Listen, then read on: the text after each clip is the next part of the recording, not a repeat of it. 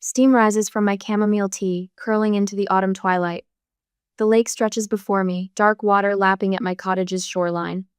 This moment of peace cost me 6 years of double shifts and microwave dinners, but watching the sunset paint the water copper makes every sacrifice worth it. My phone buzzes against the wooden arm of my Adirondack chair. Another spam call, probably. But when I glance down, my heart stops. The security app notification glows bright. Motion detected, back door. I tap the alert with trembling fingers. The live feed loads, crystal clear in high definition, and there they are. My sister Brooke stands nervous watch while her husband Dylan works at my back door with a crowbar. My own sister. The handle of my mug burns against my palm as I fumble for 911. The dispatcher's voice sounds tinny, distant. Emergency services. What's your emergency? Someone's breaking into my house. The words barely squeeze past my throat. I have them on camera. They're at my back door with a crowbar. Are you in a safe location? Yes, front porch. I can see them on my security feed. I watch Dylan wedge the crowbar into my door frame. The wood splinters. Please hurry. Officers are en route. Stay on the line with me. Can you describe the perpetrators? My voice cracks. My sister and her husband. 7 days ago, my mother called for the first time in 8 months. Her voice dripped honey, warning me trouble was coming. Marilyn, sweetheart, how are you? I should have hung up then. I'm fine, Mom. I kept my tone neutral, professional. The way I'd learned to handle her after all these years. Good. A pause. Listen, we need to talk about your cottage. My fingers tightened on the phone. What about it? Well, you know Brooke and Dylan are expecting. They need a proper home for the baby. Another pause. You've got that lake house all to yourself. Would you consider gifting it to them? The room spun. Gifting them my house?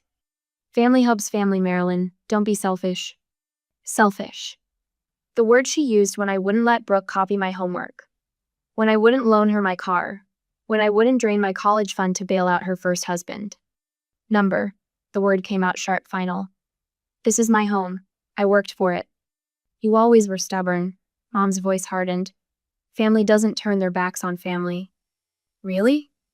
17 years of buried rage bubbled up. Family doesn't throw you out at 17 and call it character building either. The silence stretched between us like a razor wire. Think about your sister, Mom said finally. She needs this more than you do. Now I watch that same sister peer through my back window while her husband tries to steal what I spent years building. The security lights flash on, highlighting Brooke's rounded belly under her jacket. 6 months along, according to Mom's Facebook posts. Just far enough to start showing, not far enough to slow her down. The distant wail of sirens splits the air. Dylan's head snaps up. He drops the crowbar. Brooke grabs his arm, pulling him toward the tree line. But the cameras catch everything their faces. The crowbar, the damage to my door, evidence in crisp digital clarity. Red and blue lights dance across the lake's surface as 2 patrol cars swing into my gravel drive. I'm still clutching my cold tea, somehow having never set it down. The dispatcher's voice comes through. Officers are on scene. You can hang up now, ma'am.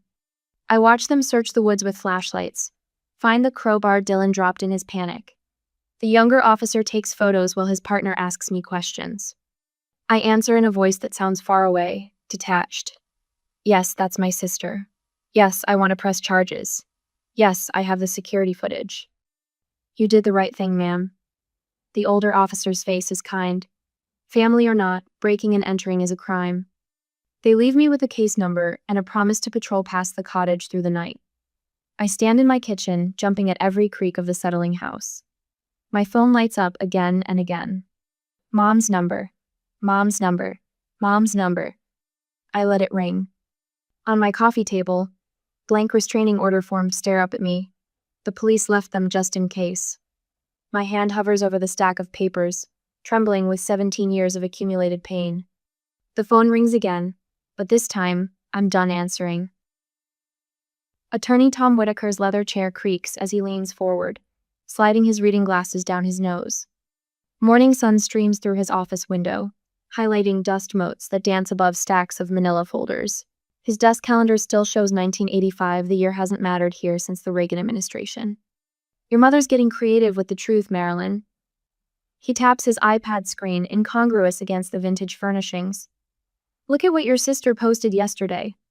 My hands tremble slightly as I take the device. Brooke's Facebook post fills the screen, complete with a photo of her cradling her belly. For everyone asking why we tried to visit my sister's cottage, that property was promised to us. Dylan and I have been planning our nursery, picking paint colors, everything. Then Marilyn swooped in and somehow got her name on the deed. Our baby might be born homeless because of her greed. Asterisk. 300 sympathetic comments. 400 shares. There's more. Tom's voice carries the weight of 40 years of small-town legal practice. He swipes to another screen, a GoFundMe page with a stock photo of a pregnant woman sitting dejectedly on a curb. The description makes my stomach clench. Young couple robbed of their inheritance needs help securing a home for their baby. Asterisk. They've raised $8,000. Tom's weathered fingers drum against his desk. Your mother's been quite busy spreading her version of events. Version? The word tastes bitter. You mean lies. I knew your grandfather, Marilyn. Frank Anderson would have been proud of you standing your ground. Tom pulls out a thick folder. I've got your mortgage application right here. Every penny documented, every overtime shift logged. You want to know what you inherited from Frank? His backbone, not his property. A knock interrupts us. Tom's secretary Betty pokes her head in, her silver hair catching the sunlight. Sorry to interrupt, but you need to see this. Sandra's at First Lutheran, telling everyone Marilyn stole the family inheritance to buy that cottage. My shoulders tighten. Mother's favorite battlefield. Coffee hour. After day service. I've got the restraining order paperwork ready. Tom slides a stack of forms across his desk. The same ones the police left at my cottage that night. Clara from next door called. Said she's got additional security footage of Dylan testing your windows last week. She's willing to testify. My phone buzzes. Rachel's text fills the screen. You okay? Saw Brooke's post. Need me to come up this weekend? Asterisk Rachel, who shared her family's dinner table when I had nowhere else to go. Who helped me apply for college scholarships while I slept on her parents' pull-out couch. Another buzz. Unknown number. This is Pastor Mike from First Lutheran. Your mother suggested we mediate this family dispute. God calls us to honor our parents. Asterisk. Then mother's voicemail notification. Asterisk, you're tearing this family apart just to be spiteful. Brooke's doctor says her blood pressure's dangerously high. If anything happens to the baby because of this stress. Asterisk. The threat hangs unfinished. Tom's hand covers mine, wrinkled skin, paper thin but steady. Look at me, Marilyn. I've got something to show you. He opens his laptop, typing with careful precision. Your sister's husband, this isn't his first attempted break-in. 2 priors in Wisconsin, charges dropped both times. And this document? He turns the screen. Someone tried filing a fraudulent claim against your cottage deed last week. Care to guess who? The signature at the bottom stops my breath. Sandra Anderson. My own mother. The good news?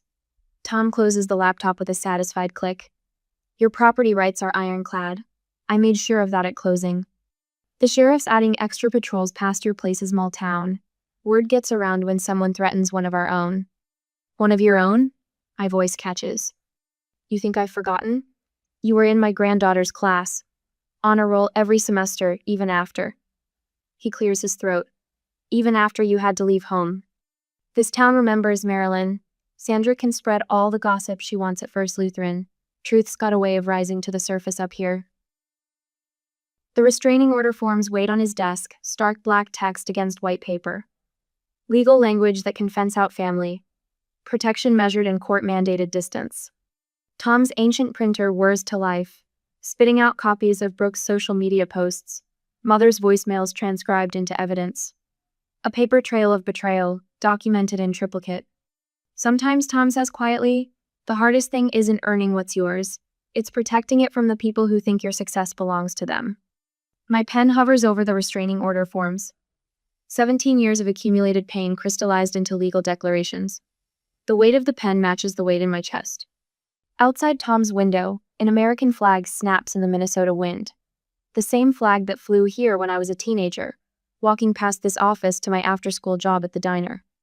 The same flag that watched me serve coffee at midnight to save for college, one tip at a time. The pen touches paper. My signature flows across the line, black ink bleeding into white fibers. Final as a judge's gavel, permanent as a mother's betrayal. My hand doesn't shake at all. Tom gathers the signed forms with gentle hands. I'll file these today. You focus on keeping yourself safe. He pauses. Frank used to say, character isn't what you build up. It's what's left standing after life tries to tear you down. I stand, smoothing my skirt. Through the window, I can see First Lutheran steeple rising above the autumn trees. Mother's probably still there, spinning her stories over coffee and store-bought cookies.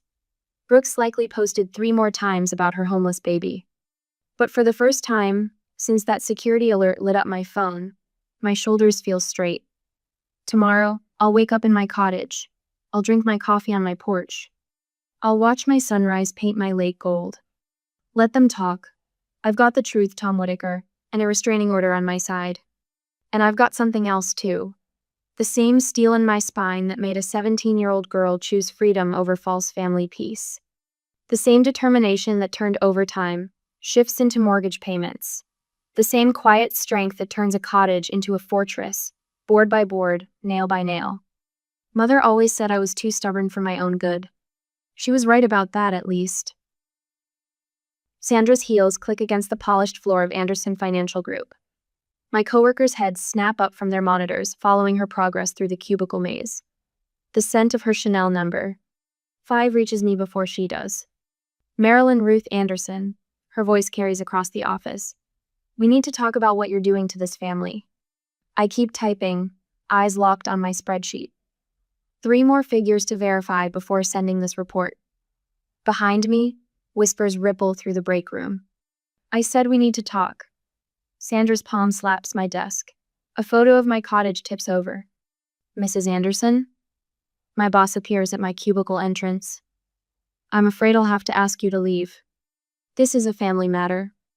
This is a place of business. He steps between us. Security is already on their way. Sandra's face flushes. She's having her own mother escorted out by security. Do you see what kind of person she is? The guard's radio crackles. Sandra straightens her designer blazer, chin high. Your sister cried herself sick last night. The doctor's worried about the baby's heart rate. I hope you're proud of yourself. Her heels click away. My hands hover over the keyboard, trembling. The numbers blur. Take the rest of the day, my boss says quietly. We've got this covered. At home, 3 messages blink on my machine. The first. This is Sharon from Grace Baptist. We're concerned about this unfortunate situation with your family. Perhaps we could mediate? The second. Anonymous. Calling my supervisor about my questionable family values. The third. My sister's choked voice. The landlord's starting eviction proceedings. I hope you're happy. I sink into my Adirondack chair, the one I stripped and refinished last summer.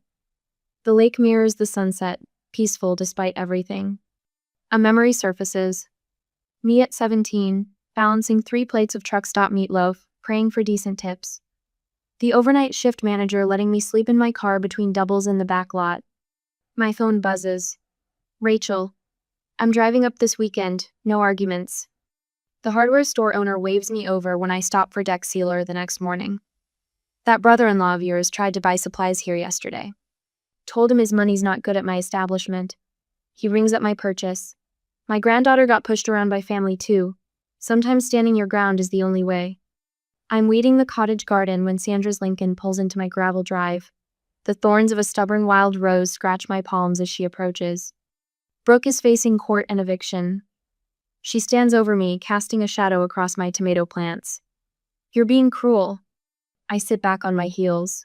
The soil under my knees feels solid, grounding. Remember when I slept in my car for 3 months? When I ate nothing but ramen to afford textbooks? That was different. You were being rebellious. I was being thrown away. I brushed dirt from my jeans. I built everything I have alone after you abandoned me. Their actions were illegal, and now they face consequences. We're your family. You made this bed. The words taste like victory. You taught her to lie in it. Don't hand me the blanket now. The garden hose drips steadily. A chickadee lands on my bird feeder, unconcerned by our drama. The church ladies are shocked by your behavior, Sandra says. Sister turning against sister. The church ladies watched you throw me out at 17. Their shock seems selective. When she leaves, I return to my weeding. Each yanked root feels like breaking another chain. That evening, my cottage glows with new security lights. The updated alarm system hums quietly, protecting every entrance. Rachel helps me arrange furniture beneath fresh cameras. Look at this place. She runs her hand along my refinished windowsill. Remember when you first showed me the listing? Water damage, broken windows, that raccoon family in the crawlspace? I smile. You said I was crazy.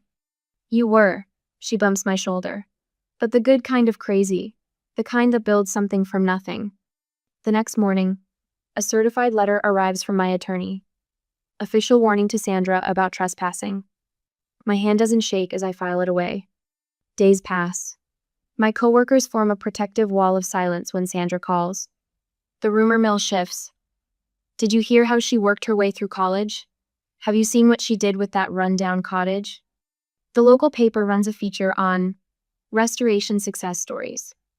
My cottage renovation serves as their centerpiece. No mention of family drama, just before and after photos. The reporter asks about my 6-year journey from offering to occupation. Some people inherit security, I tell her. Others build it beam by beam. Sunset finds me on my rebuilt deck, steam rising from my chamomile tea. The lake ripples gold and crimson. A loon calls across the water, its cry echoing off distant shores. For the first time since the break-in attempt, my shoulders relax. The memory of that terrified 17-year-old girl feels distant, like a story about someone else. She never imagined this moment.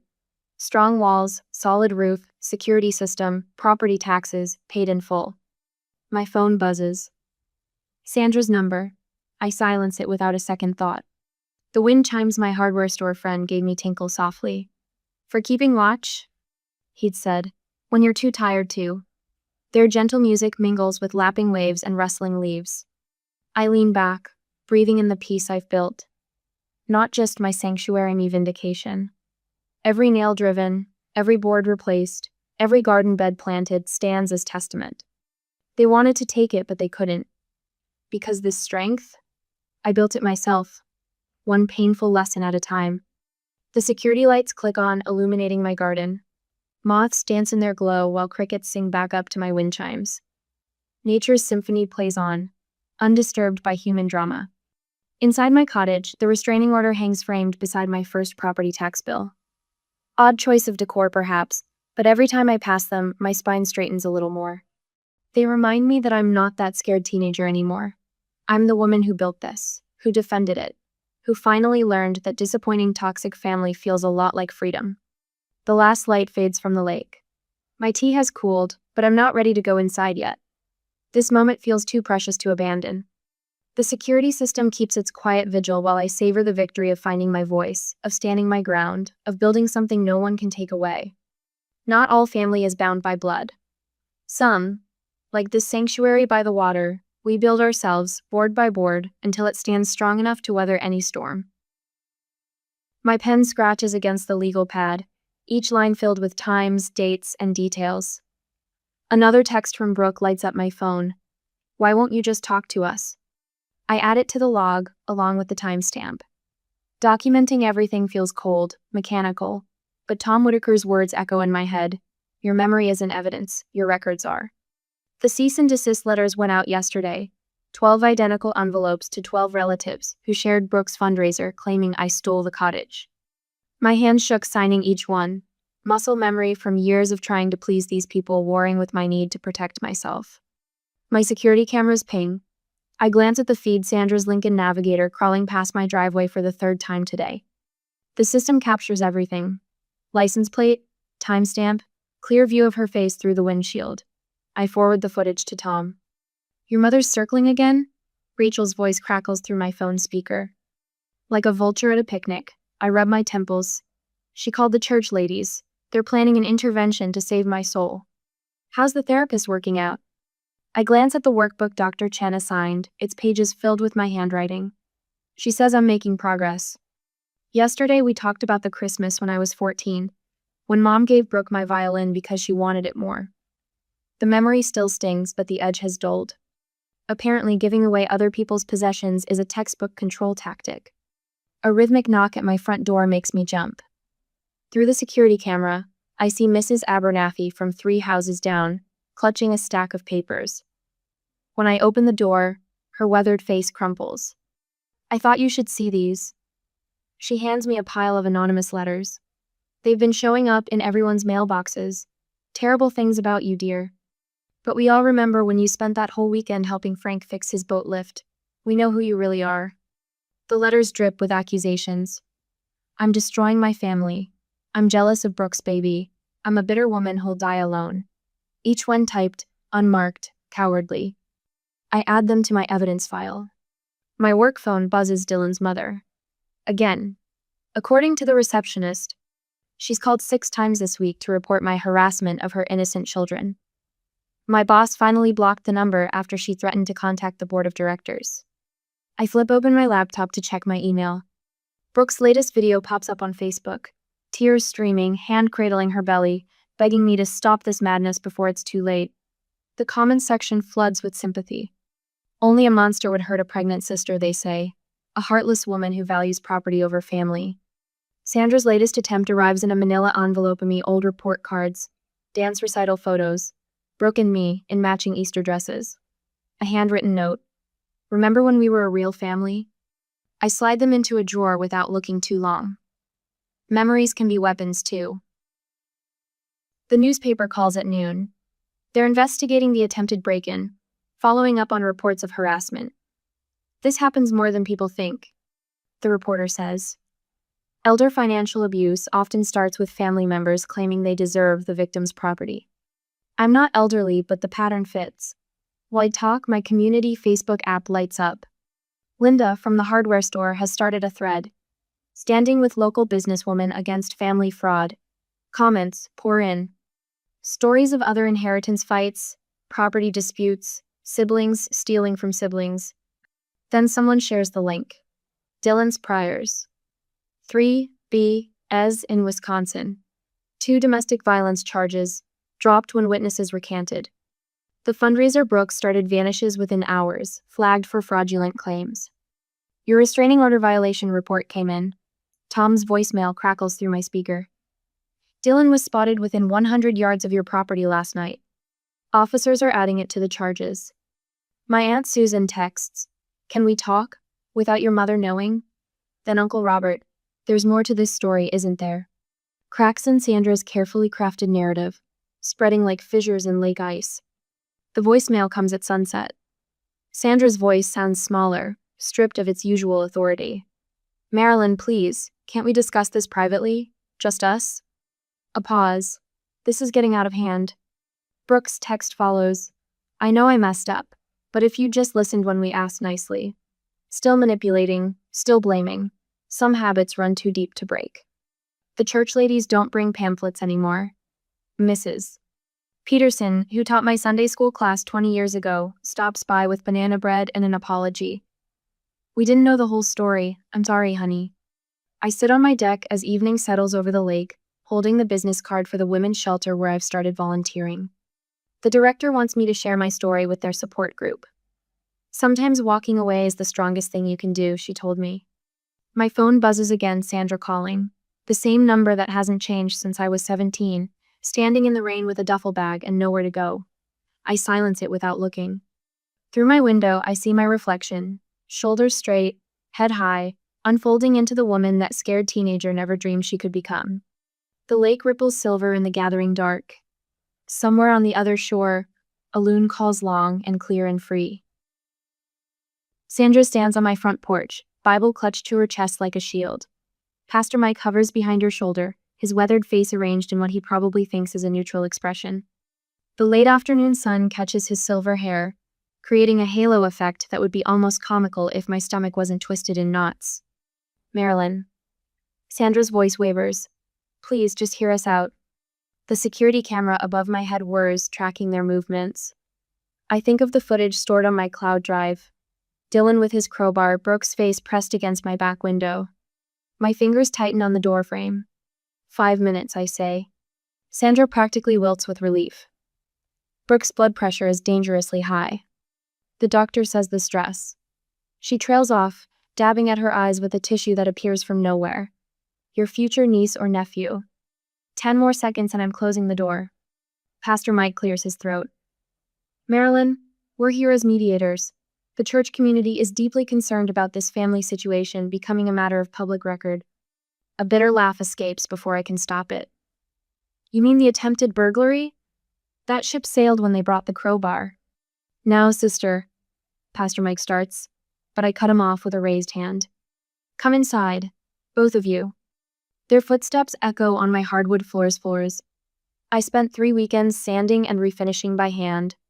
Sandra's eyes dart around the great room, taking in the exposed beams, the stone fireplace, the wall of windows overlooking the lake.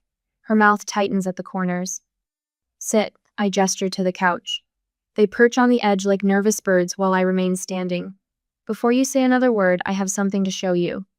The television flickers to life. Security footage fills the screen. Dylan working at my back door with the crowbar while Brooke keeps watch. The timestamp blinks in the corner, clear as crystal. Sandra's face drains of color. That's not, they were desperate. I pull out my phone, tap the screen, and Dylan's voice fills the room. Asterisk. Once we're in, she can't kick us out. Possession's 9/10 of the law, right, babe? Asterisk, Brooke's giggle follows. Asterisk, Mom says she'll cave eventually. She always does. Asterisk. The recording ends. In the silence, waves lap at my shoreline through the open windows. There's more. I lay out the bank statements one by one on the coffee table. Every penny I saved for 6 years, working double shifts at the diner, living in a basement apartment with no heat, while you were posting photos from your Cancun vacation. Sandra's hands flutter like trapped moths. We invited you to come. After you threw me out at 17, my voice stays steady. Here's the property deed, the mortgage papers, the receipts for every repair and renovation. And this. I set down a photo album, open to the first page. Teenage me in a waitress uniform, dark circles under my eyes. Every step of journey from homeless to homeowner. Pastor Mike shifts uncomfortably. Perhaps a temporary arrangement. Number. The word rings with finality. I have 3 things to say, and then you're both leaving. I set my water glass down carefully, the clink against the coaster sharp in the hushed room. First, this cottage represents every night I spent working while homeless because of you, Sandra. Every penny saved, every skill learned, every sacrifice made after you showed me the door. She flinches at her first name. Second, I filed legal papers making it impossible to transfer this property to family members, ever. The deed is locked in an irrevocable trust. Pastor Mike's eyebrows shoot up. Third, any further contact from you, Brooke, Dylan, or anyone acting on your behalf will result in immediate legal action. The restraining order is just the beginning. Sandra's face crumples, age lines deepening. For the first time, I noticed the gray threaded through her hair, the slight tremor in her hands. I was wrong about you, she whispers. You were always the strong one. A truth I've waited 17 years to hear, but it doesn't fill the hollow space inside like I thought it would. I know, I say quietly. That's why you resented me. She doesn't deny it, doesn't try to explain or defend, just stands, clutching her Bible like a life preserver, and walks to the door. Pastor Mike follows, pausing with his hand on the knob. The church ladies will be praying for. Don't. The word comes out sharp enough to make him step back. Prayer didn't keep me warm that first night after she threw me out. It didn't pay my tuition or put food on my table. My own hands did that. He nods once, a strange mix of respect and resignation in his eyes, and follows Sandra into the fading daylight. I stand in the doorway, watching them retreat down my gravel drive. My shadow stretches long and straight across the porch boards I replaced last summer. Inside, the security system chimes. All clear, premises secure, asterisk. I don't need the electronic reassurance anymore. The real security lives in my bones now. Built board by board, nail by nail, just like this sanctuary by the water. Some would call it a cottage. I call it vindication. Behind me, waves whisper against my shoreline. Ahead, Sandra's car disappears around the bend, carrying away 17 years of power she never should have had. The evening air tastes like freedom. I close the door, turn the deadbolt, pour a fresh glass of water. Tomorrow, I'll start planning the garden I've always wanted. Tonight, I'll sleep without wondering when the other shoe will drop. Because I finally understand I'm not just the strong one. I'm free. The wind chimes my grandfather made catch the morning breeze, copper pipes singing across the water. 1 year. The security app notification glows on my phone screen. 365 days without incidents. My coffee steams in the crisp autumn air as I settle into my Adirondack chair on the reinforced deck. Behind me, the garden blooms where Dylan once stood with his crowbar. Purple coneflowers stretch toward the sky, defiant and strong. I planted them the day after the restraining order hearing, digging my fingers into soil that had witnessed my family's betrayal. Now they've spread into a wild patch of color, as if nature itself wants to erase those footprints. The letter arrived yesterday through Tom Whitaker's office. Brooke's handwriting fills 3 pages, no mention of the cottage or money or what I owe the family. Just truth, plain and unvarnished. She's left Dylan, enrolled in community college, found a job at the public library. No requests, no expectations. The words, "I'm sorry," appear only once, but they feel solid, weighty like the first foundation stone of something new. I wrote back this morning. 2 sentences. I'm glad you're finding your path. I wish you well. The boundaries stand firm, but without the razor wire of rage that once topped them. Rachel arrives as the sun climbs higher, bearing fresh bagels and the same fierce loyalty she showed when I slept on her family's pull-out couch at 17. She eyes the security cameras, the reinforced windows, the new motion sensors. You've built yourself a fortress. More like a sanctuary, I say, pouring her coffee. The aroma mingles with late roses, climbing the trellis, another splash of life where darkness once crouched. Through the kitchen window, I watch the hardware store owner's truck pull up. Pete climbs out carrying lumber for our Saturday carpentry lesson. Last month, he taught me to build custom shelving. Today, we're tackling window seats. His gruff kindness reminds me of my grandfather, the way he shows love through teaching skills rather than empty words. The afternoon brings my chosen family trickling in. Claire from next door, bearing her famous apple pie. Tom Whitaker, with a box containing the latest security system upgrade. 3 women from my shelter volunteer group, their strength echoing in their laughter. My boss, Angela, who stood like a wall between me and Sandra's workplace ambush attempts. Rachel raises her glass as twilight paints the lake copper. To building something no one can take from you. The words settle into my bones like truth. I think of the 3 teenage girls I mentored at the shelter last month, their eyes lighting up when I explained about squirreling away spare dollars, building credit slowly, planning escape routes. The small scholarship fund I started with my latest bonus, earmarked for displaced teens needing a first apartment deposit. Night falls soft around us. No more jumping at shadows. No more sleeping with one ear tuned for splintering wood. The cottage holds me like a promise kept. My phone lights up. Sandra's number. I silence it without hesitation. Turn back to my friends' voices rising and falling like the wind chimes. On my desk inside, my first property tax bill sits framed, a document that once terrified me now displayed like a battle flag. Beneath it, sealed in the cornerstone of the rebuilt deck, rests a letter to my 17-year-old self. You will build your own sanctuary. Every nail, every board, a testament to the life that begins when you choose yourself.